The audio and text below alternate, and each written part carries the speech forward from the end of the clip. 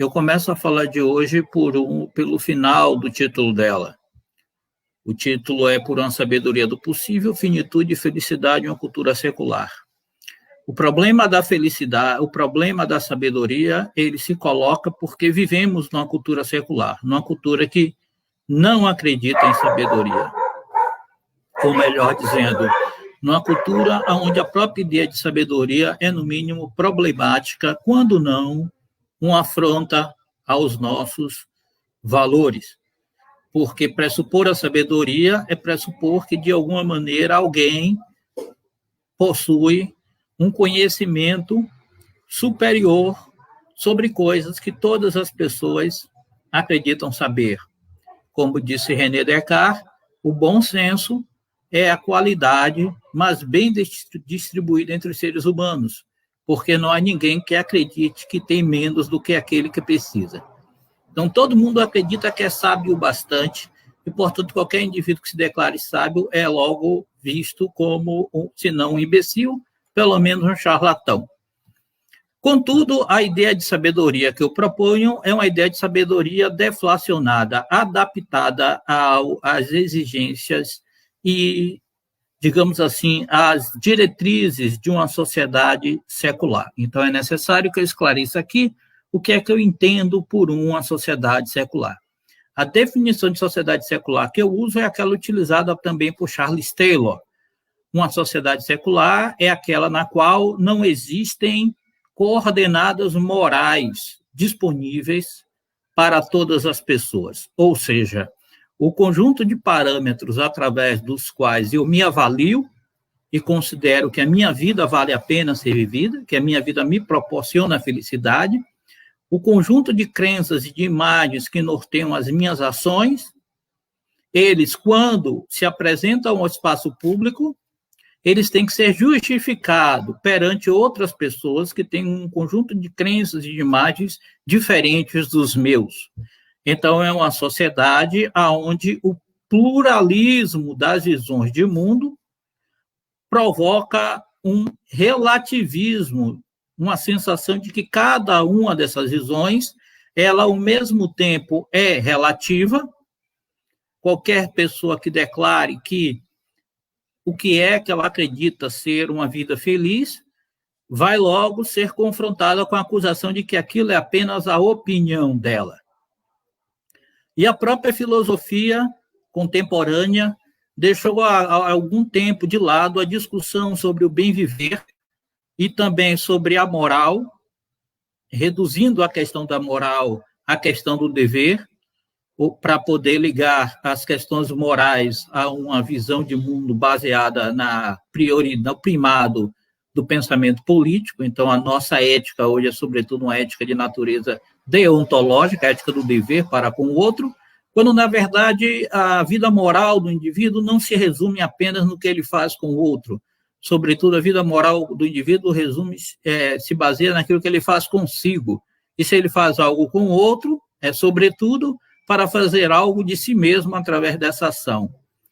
Então, a vida secular, como eu disse, a sociedade secular é uma sociedade onde o pluralismo das visões de mundo ameaça, confronta e desafia o que cada um de nós pensamos acerca de um bom bem viver. Então, há pessoas que definem a sociedade secular como uma sociedade sem religião. Isso é mentira. Numa sociedade secular, as pessoas têm religião, e algumas delas têm bastante fervor nessas crenças religiosas. O problema de uma sociedade secular é que as pessoas que têm religião são obrigadas a conviver e a considerar, no mínimo, plausível que algumas pessoas não tenham religião. E isso, para o crente, para o verdadeiro crente, é angustiante, é inquietante. É inquietante saber que o seu vizinho ao lado considera absurdas ou irrelevantes ou frívolas aquelas coisas que para você são a razão de viver e de morrer. Então, numa sociedade secular, nós não podemos articular as nossas próprias convicções abertamente com as pessoas, porque se fizermos isso, seremos desafiados por elas a fundamentar essas mesmas visões, causando assim um tipo de constrangimento social. Então, pesa sobre nós a exigência da desarticulação de nossas referências morais, de nossas ideias sobre o bem viver. Isso é um problema que qualquer professor de filosofia vivencia no dia a dia. Quando ele pensa sobre felicidade, sobre amor, sobre dor, desespero, angústia, falar sobre essas questões é ouvir de imediato. Isso é apenas o que o senhor pensa, ou isso é apenas uma pregação, ou então o senhor, se me disser algo sobre isso, vai estar apenas substituindo o papel do filósofo pelo papel do pregador, o papel do coach. Então, pesa sobre nós uma exigência de silêncio acerca dessas questões. Isso é uma sociedade secular, uma sociedade onde os parâmetros morais, as ideias sobre o bem viver, as imagens que norteiam nossas ações, não podem ser discutidas. E mais do que não podem ser discutidas, toda vez que levanta essa questão, tanto a academia quanto o senso comum sorri com um certo desdém. Isso é uma sociedade secular. Em seguida, o que a finitude e a morte são em uma sociedade onde esses fatos, porque a morte é um fato, a morte é por onde começamos, é por onde a filosofia começa. Nós morremos. Isso é um fato. Um fato que observamos cotidianamente e que, apesar de óbvio, é inescrutável. Morremos, mas não sabemos o que é isso. Nem podemos saber, porque não podemos pensar na inexistência do eu. Como já dizia o colega aí, citando Epicuro, quando a morte é, nós não somos. Quando nós somos, a morte não é. O eu, e aí eu recorro a Descartes, o eu, enquanto tal, supõe uma representação, um pensamento. Eu só existo em pensamentos, e pensamentos só existem para um eu. Então, eu não posso pensar em nada que aconteça senão diante dos meus olhos, diante do painel das minhas representações, segundo Descartes. Então, pensar a minha morte é impossível. Eu posso pensar um mundo sem mim, mas esse mundo sem mim é uma farsa. Porque quando eu penso um mundo sem mim, eu estou pensando um mundo de uma determinada maneira, de um determinado arranjo, com determinados acontecimentos. E ao pensar um mundo acontecendo de determinada maneira, com determinados acontecimentos, eu estou então tendo uma representação do mundo. Embora eu não seja um personagem dessa representação, eu sou o olho que vê essa representação. Então, é uma espécie de visão de lugar nenhum. É uma farsa. Nós não podemos pensar-nos não existindo. E isso é o que eu chamo de o desespero da condição humana. O desespero da condição humana é que não podemos nos pensar não existindo. E, no entanto, a morte nos coloca a possibilidade dessa não existência. Daí o grande apelo e a grande importância que as religiões tiveram durante toda a história da humanidade. Nunca houveram civilizações, não existiram civilizações sem mitos e sem religiões, porque nunca houveram seres humanos que não se angustiassem com o fato fundamental da morte. Nós morremos, e isso é um fato. E não morremos só. Como diria o Mikhail Bulganov no livro Mestre e a Margarida, o problema não é que morremos, o problema também é que não sabemos quando. Aí, então, chegamos a uma outra questão, que é a questão da finitude, a questão da contingência, a questão que as nossas possibilidades elas são efetivadas no mundo já dado, no mundo que limita essas próprias possibilidades. As nossas escolhas se defrontam contra um real que as limita. E nós não sabemos a dimensão exata desse real até testar esse real com as nossas possibilidades e com as nossas forças. Então, por um lado, morremos, por outro lado, somos finitos. Não sabemos o que fazer disso. Se o indivíduo consegue ter da sua religião ou do seu condicionamento cultural um tipo de anestésico, ou um tipo de consolação que lhe permita ignorar o fato básico da mortalidade e da absurdidade que representa o fato de que nós somos seres que vivem pensando no amanhã, e a morte é o fim desse amanhã. Desde que nascemos, aprendemos a viver planejando, mas a morte é o ponto final desse planejamento. Então, não se trata apenas de não ter mais sensações, e aqui eu coloco entre aspas a posição de Epicuro. Não se trata apenas de que a morte é o fim das sensações, se trata do fato de que nós somos seres imaginários e imaginantes, somos seres que vivem, cuja vida é um processo de construção de imagens, de projeção de metas, e é impossível esquivar-se a essa forma de vida. Mesmo numa sociedade secular, os indivíduos lidam com suas angústias, lidam com suas frustrações, projetando futuros onde essas dores, onde essas frustrações não estejam presentes. Então, a válvula, o escape, a saída, a resposta à dor e à angústia é sempre uma imagem de futuro. Estamos no Setembro Amarelo, uma época muito importante, porque a sociedade sente a necessidade de de amparar, de apoiar aquelas pessoas que, por um motivo ou por outro, se suicidam. É preciso falar do suicídio. É preciso falar que as pessoas nunca se mataram tanto. E há motivos diversos que devem ser estudados, obviamente, pelos médicos, não só pelos filósofos. A grande questão, Camus dizia, é saber se a vida vale a pena. Essa é parte da verdade. Eu creio que a afirmação de Camus ela deve ser completada. A grande questão é saber como viver uma vida para que ela valha a pena. A questão da vida, ela não nos é dada.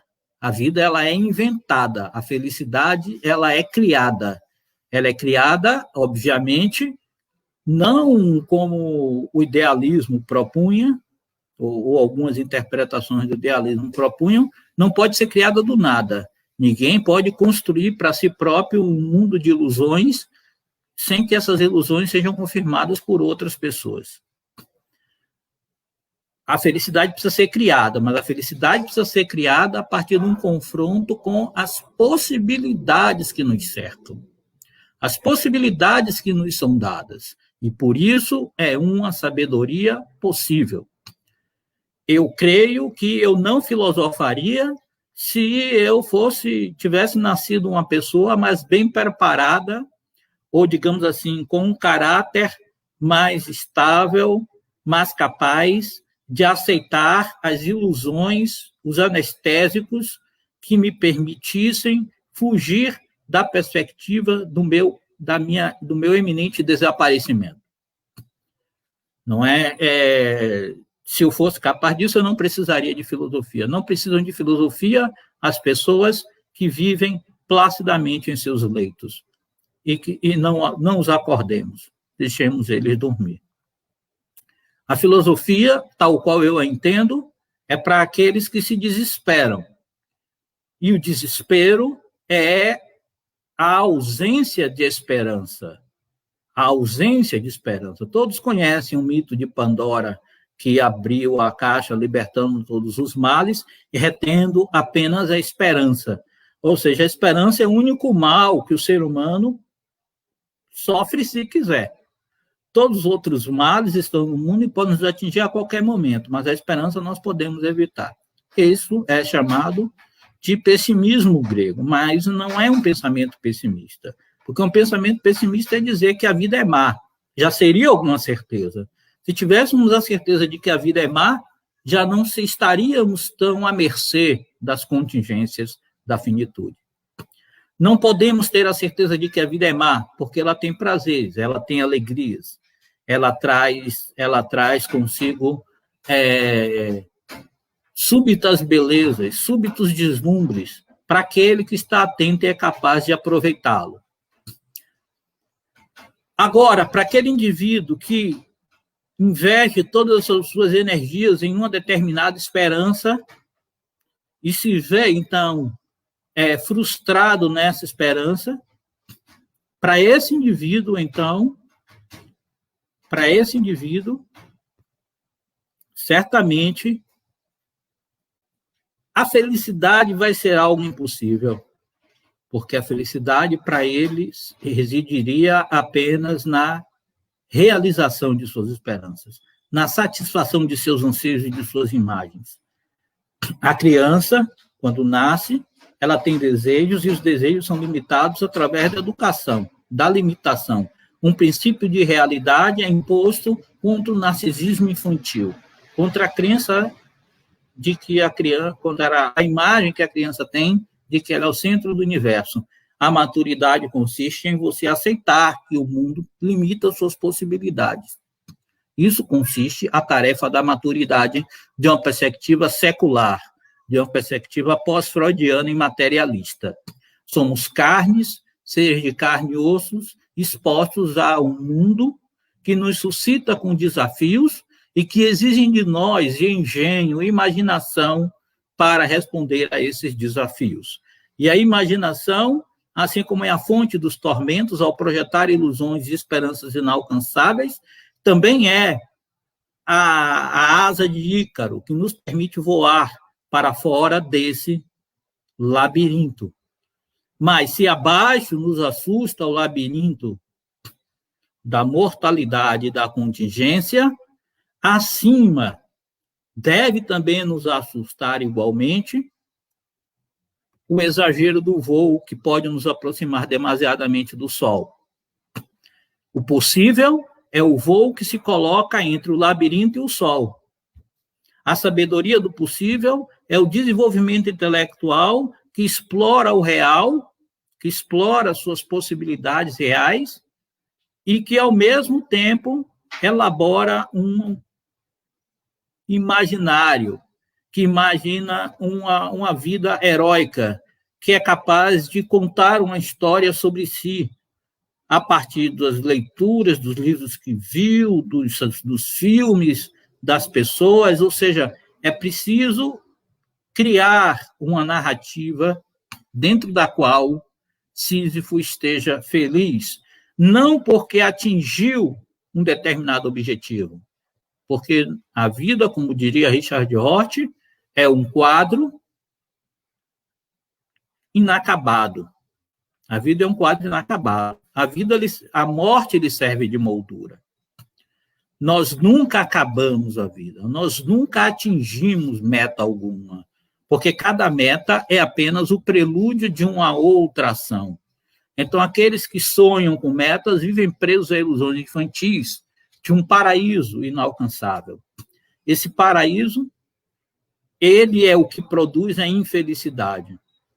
E é a ele que o indivíduo prudente, o indivíduo dotado e o indivíduo que exercita o que Aristóteles chamava de sofrosine, o indivíduo que exercita a capacidade de olhar, por um lado, o real e suas limitações, olhar os fatos básicos da vida. Nós não amamos as pessoas, nós amamos as imagens que fazemos delas, porque as pessoas são complexas, são imprevisíveis, nós não temos o controle nem a ciência do que elas farão amanhã, mas as imagens que fazemos dela são sempre sublimes, estáticas e cristalizadas. Então, amamos as imagens provocam um apaixonamento. Viver sem paixões é viver sem imagens, mas não viver sem amor. Porque o amor é ver face a face. O amor é fruir das coisas sem exigir delas mais do que o que elas podem dar. Isso é a sabedoria. É não exigir do mundo mais do que o mundo pode nos dar. Certa feita, um professor meu me falou, logo na graduação, que o grande problema do chamado niilismo contemporâneo é que ele é uma espécie de ressaca do cristianismo. Porque o cristianismo enriqueceu o imaginário europeu de uma série de esperanças, de uma felicidade que seria atingida se as pessoas fizessem certos sacrifícios. A perda dessa, digamos assim, desse mundo encantado, como diria Weber, a perda dessa promessa, então, é sentida como uma espécie de queda, como uma espécie de desencanto, de condenação, como no Paraíso de Milton. Já estamos muito distantes da Idade Média para nos prendermos a esse dilema, ou esse falso dilema, de que precisamos escolher entre uma visão beatífica do mundo, uma crença em Deus, uma salvação, um heroísmo de natureza mística e absoluta, que esses eram os ideais de sabedoria das sociedades antigas, os ideais de heroísmo das sociedades antigas eram sempre heroísmos onde o herói, por um chamado que vem do insondável, era levado a ultrapassar todos os limites culturalmente impostos. Jesus, Buda, Maomé, todos eles transcendem a própria tradição e assim estabelecem outras tradições. O heroísmo possível dos nossos dias não é esse. Esse heroísmo hoje seria diagnosticado como uma forma de transtorno, de neurose, de exigência exagerada do mundo. Mas há algo também dito por um autor do qual não me lembro agora, que os neuróticos sofrem porque eles sabem a verdade. Eles sabem que, no fundo de todas as nossas imagens, reside uma verdade que nós não podemos suportar, que é a verdade da nossa finitude e da nossa mortalidade. Não podemos suportar essa verdade. No entanto, não podemos também conviver com uma mentira que não foi engendrada a partir do nosso enfrentamento com essa verdade. Todo herói é levado a um confronto com o seu grande inimigo, com o seu grande dragão, seu grande monstro, seu grande outro, digamos assim. E o outro do ser humano é o nada. O outro do ser humano é o sem sentido. É a mortalidade. É a mortalidade generalizada de um mundo brutal que nos expõe às mais diferentes dores. Então, por exemplo, hoje em dia, em que uma epidemia assolou o mundo, mudando completamente nossas rotinas e nos prendendo em nossas casas, fala-se muito em política, necropolítica, e se tenta traduzir o mal-estar da civilização de hoje em codificações, em simbologias, em vocabulários que são de matriz política. A grande questão é que as pessoas não querem morrer. Essa é a questão. Elas não querem morrer.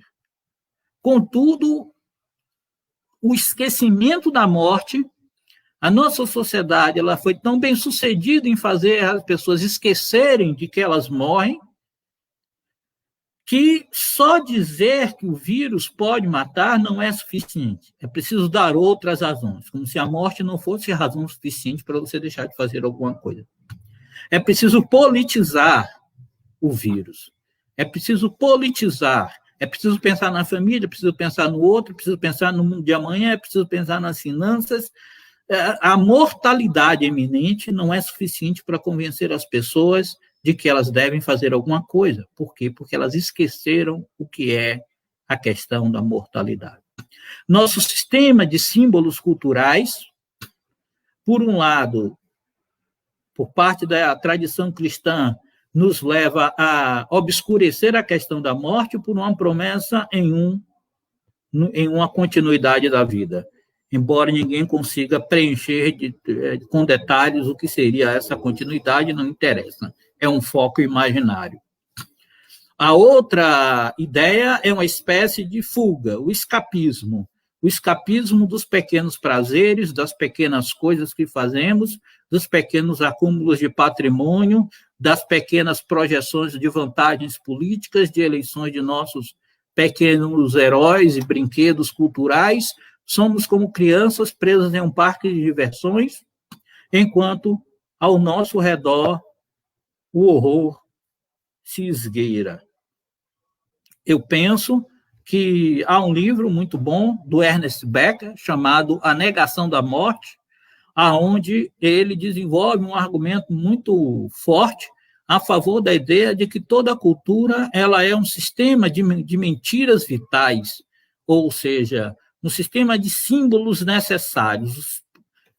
Para o ser humano, tão necessário quanto comer e respirar, é necessário também imaginar, é necessário engendrar, é necessário criar heróis na medida de suas possibilidades. E aí a tradição, a cultura, a propaganda, a novela fornecem alguns elementos para isso. Na medida em que essa cultura ela é bem-sucedida, os indivíduos experimentam a vida com um mal-estar mínimo. Não haveriam tantos suicídios se a nossa cultura fornecesse um sistema de heroísmo capaz de fazer com que os indivíduos achassem que as dores que eles suportam no dia a dia valem a pena. São dores reais, são dores cruéis, são dores excruciantes, mas elas valem a pena. Elas se justificam. Não porque são castigos, mas porque elas, de alguma maneira, nos tornam melhores.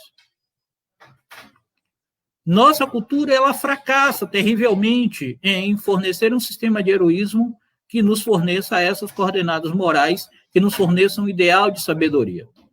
Por outro lado, essa cultura, como diria o Byung-Chul Han, no livro A Sociedade do Cansaço, também está cada vez mais, exige cada vez mais de nós um desempenho, uma excelência na beleza, uma excelência no trabalho, uma excelência na riqueza, uma excelência no critério, na exatidão, na expressão, na inteligência. Então, há exigências cada vez mais e recompensas culturais cada vez menores. E é necessário, então, que cada um, na medida de suas possibilidades, confronte-se com o que acredita ser os fatos básicos da vida e, a partir da consideração desses fatos, e a partir dos elementos narrativos da literatura que se pode ter acesso, construa para si próprio um sistema de heroísmo dentro do qual ele veja que a vida vale a pena, ou seja, como diria Camus, que possamos imaginar Sísifo feliz. É só isso. Muito obrigado.